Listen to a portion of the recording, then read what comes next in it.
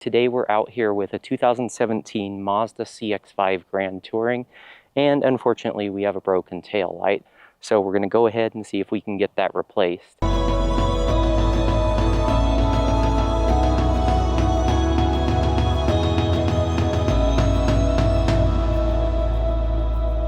Hi everybody, welcome back to the channel. I am Brandon, and if you're new here, please give a thumbs up to this video and subscribe. This allows me to keep putting this content out and doing the two channels, giving you both content on automotive and RVs.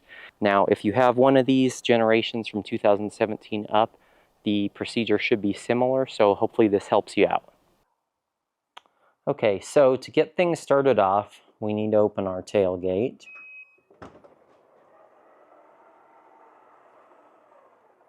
And the first thing we want to do is just kind of assess how this is mounted in. Now on this vehicle, the CX-5, we have a little trim panel here that hides two Phillips head screws. So we will need to take that off to get this tail lamp housing out. And we have our tools ready here. Basically, I've got a Phillips head screwdriver. I have a 10mm socket. You may or may not need that, but I'll show you why we're going to on this application, and my trusty trim tool. Now, I do recommend using trim tools whenever possible because they're a lot easier on your parts than, say, using a flathead screwdriver. But if you do need to go that route, put some tape on the end. It'll help keep you from scratching or possibly cracking things like this. As you can see, we have two Phillips head screws here, which we'll need to remove to be able to get this tail lamp assembly out. But before we do that, let's take a look at the new one. It'll give us some clues about how this all goes back together. So here we have our new tail lamp assembly with wiring harness pre-attached. And as you can see, right there are where the two Phillips head screws go through. You can also see there's this little indexing piece that will get the tail lamp aligned into the body, but also take note here at the end, there is an area where this will slide into an existing kind of clip, and you don't want to pull out, otherwise you'll crack the tail lamp assembly housing. Same with putting it back in. As you can see, it just slides in there. This will make sense in a moment when we get to this part. Also note, you may want to pull some of this plastic wrapping off that you won't be able to get off once you slide the tail lamp in. I still like to leave it on the outside just to keep things from getting scratched or damaged while I'm working with it. So as we get into this, removing these tail lamps on something like a crossover, a hatchback, or a wagon that has a big hatch area opening, there's a lot of similarities between them, usually a couple screws, maybe some other hardware, bolts, and some clips often hold them in. But you may need to remove some trim from this area to be able to get to some of these fasteners that hold them in. But I will go ahead and remove these two Phillips head screws.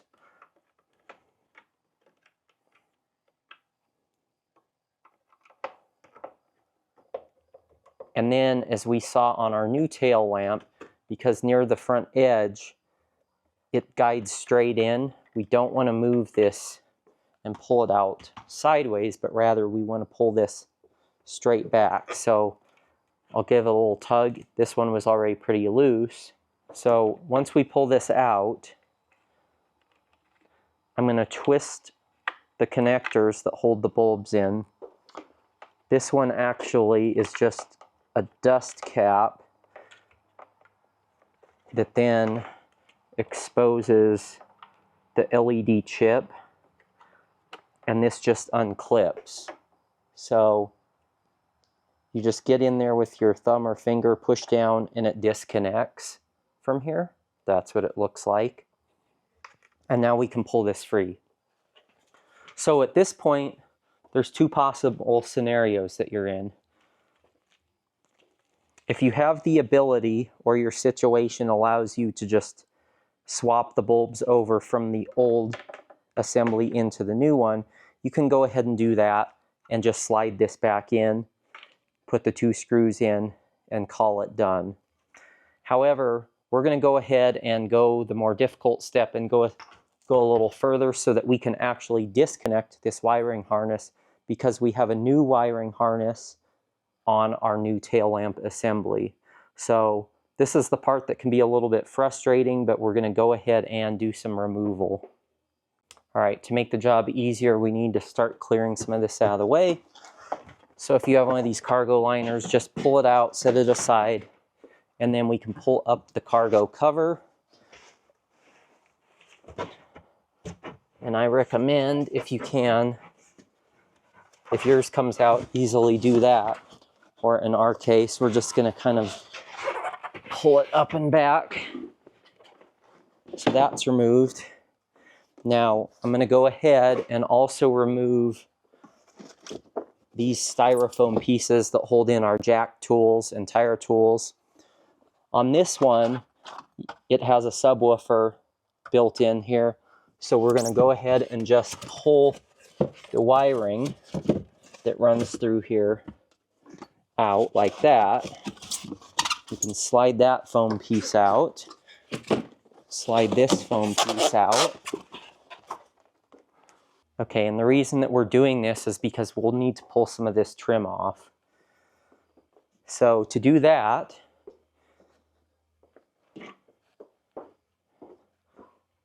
we grab our trusty clip tool, which is a pick, and you can get in here, you pull the center of them up, and then you can pull the whole thing out. I'll show you this on another piece in a moment. Okay, so now I'm inside, looking towards the back outside. So I pulled that clip out, and then as we move over to the other side, we have another clip here. Just pop that center piece out. This one was already pretty loose, and then that allows you to remove that. So now, with both of those released, we can just pull up on this inner edge a little bit and start releasing some of the clips. And you have to give a little bit of muscle, but not a ton, and just start pulling up until it all releases. And the reason that we need to do that is so that we can get access to this one that holds this inner trim panel.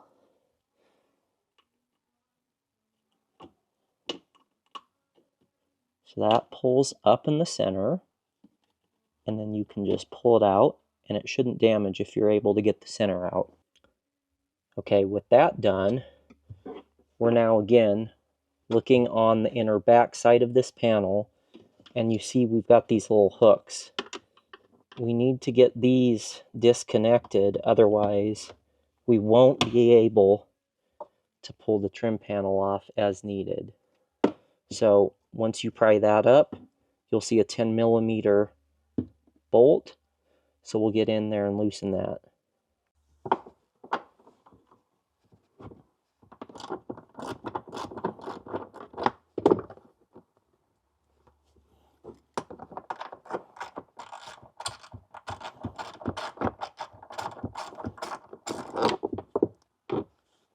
Okay, we got that 10mm out.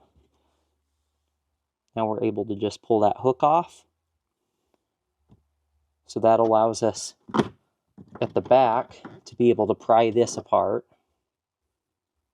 And now we need to work on the release lever for the seats. So we have to loosen the release lever to be able to pull this panel off. And so there's a little notch there. Get in there with your pick, and that cover comes loose. It may come off. Don't worry about it. If it does, you can set it back in there. And you'll see we now have access to another Phillips head screw. Okay, so I'm going to go ahead and take this Phillips head screw out.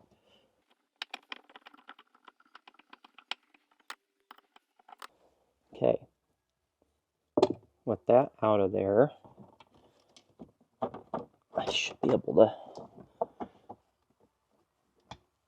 work this loose. Okay, so that is now loose. I'm going to come over here forward to closer to where the seat belt comes through this trim piece. Undo this Phillips head screw.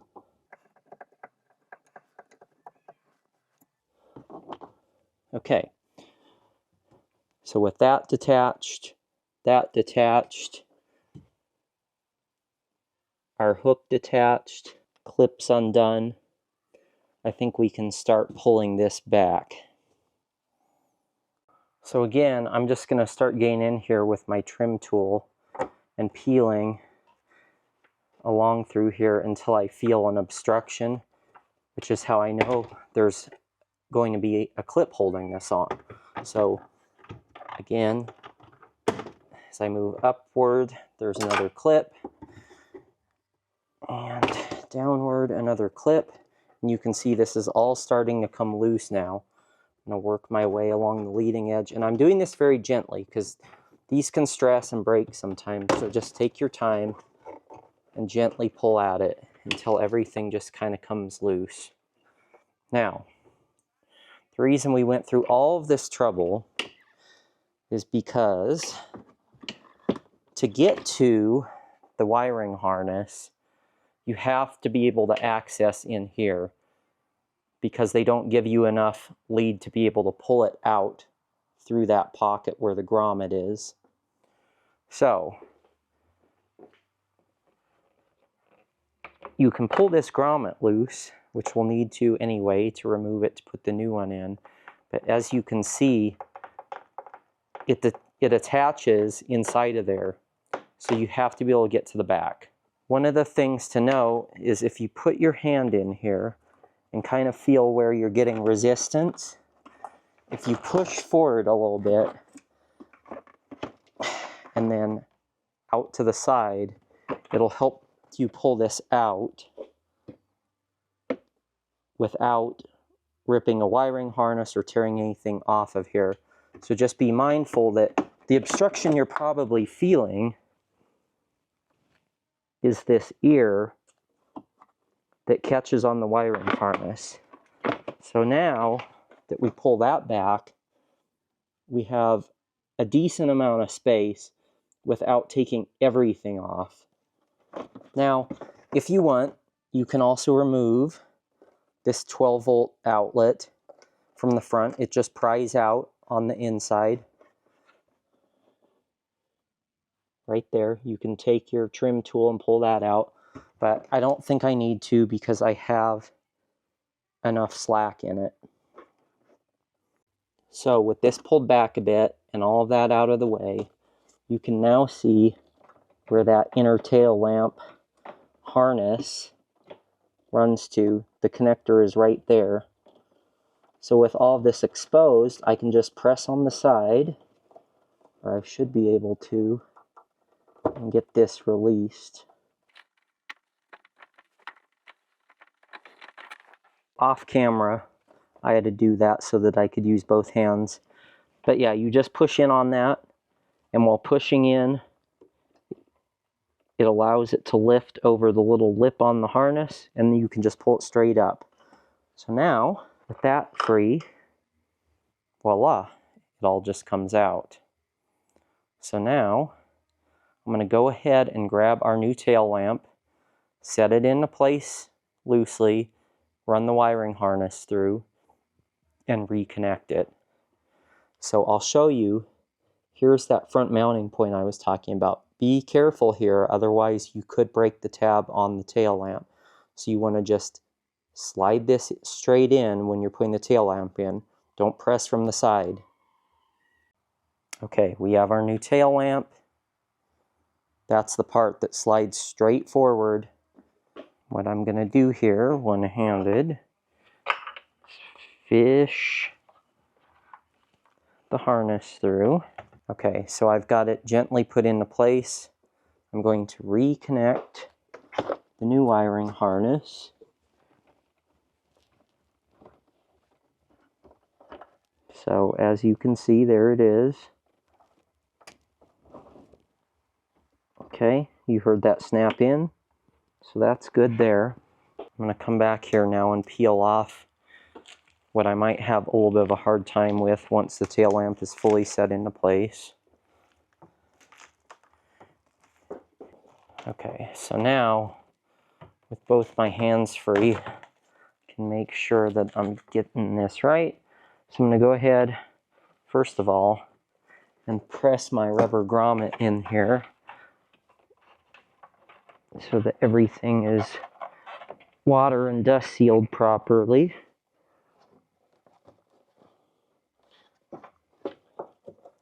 And if these fight you at all, you can spray a little WD-40 on them. And I'm going to get that flush up against there and gently slide it into place. Also remember, we have our indexing tab. Get that lined up. And if you do this right, it all should just slide forward. Okay, so I'm checking my alignment pin, checking that side piece that slides in. Just gonna give a little shove. Okay, that's good. That moved into place, and now I can put my 2 screws back in.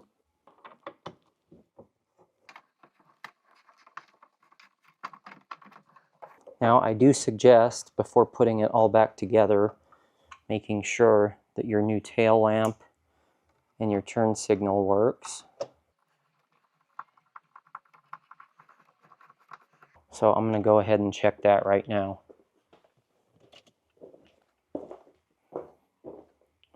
Okay, that's good. That tells us that our new wiring harness is working.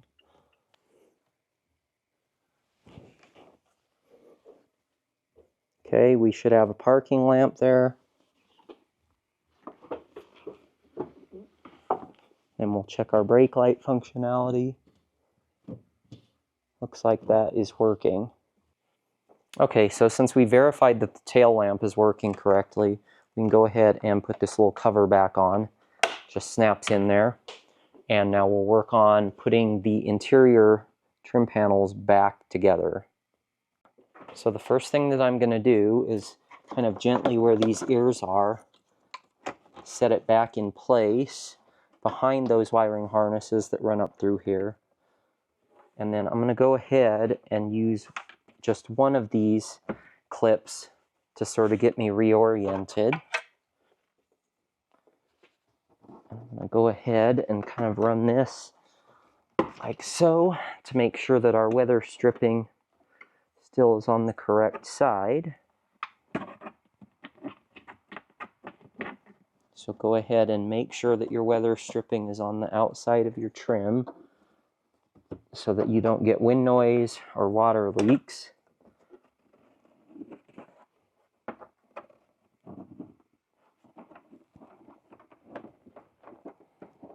Okay.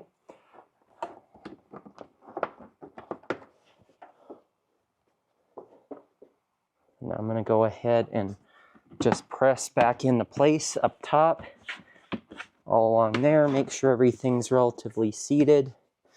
And I can go ahead and put our screws back in that hold the trim at the front along with our release handles.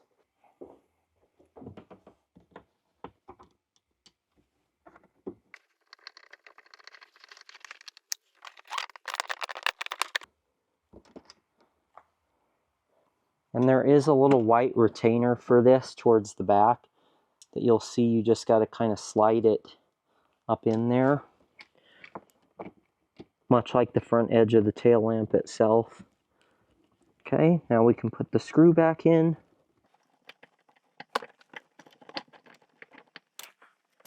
Okay, go ahead, put the cover back on there.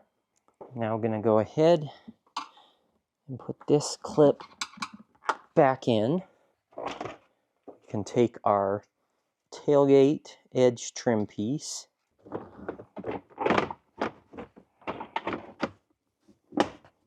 and then that just presses down into place. And then we'll go ahead and put our 2 clips back in. So these are the ones that face towards the back of the vehicle while you're inside.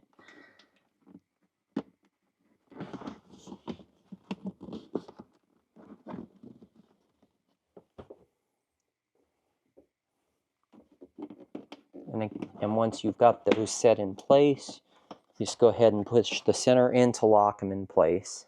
With that done, I'm going to go ahead and feed our foam piece that holds our jack things. Put your wiring harness back through, channeled in there. Same with the driver's side.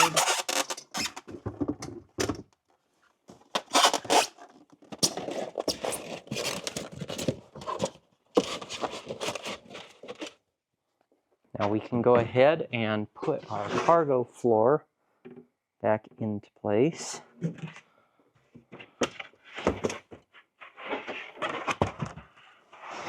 So that just slides between the rear seat and the cargo area until you get it centered, and then it'll set down, and you'll know when it's in place correctly because it'll either fit side to side near the wheel wells or it won't.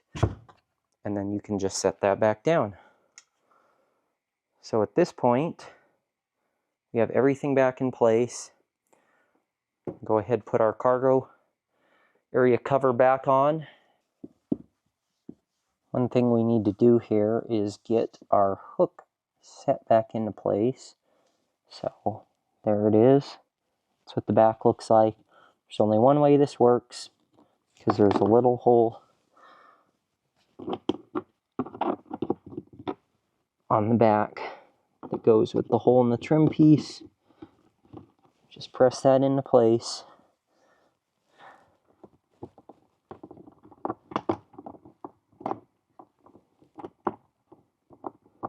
And thread it back in.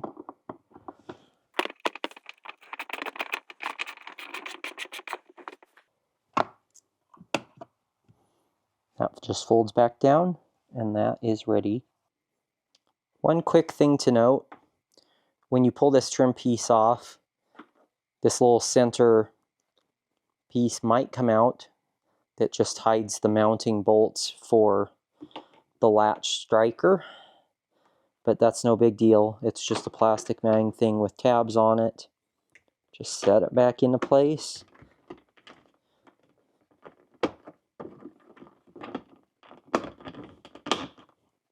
And it clips in. So now that everything's back in, our taillight's working, we're good to get back on the road. So for the most satisfying part, let's peel off the plastic. Hope that helped everybody. If you get a chance, please like this video, subscribe to the channel, check out my other channel, and leave some comments. Thank you and have a great day.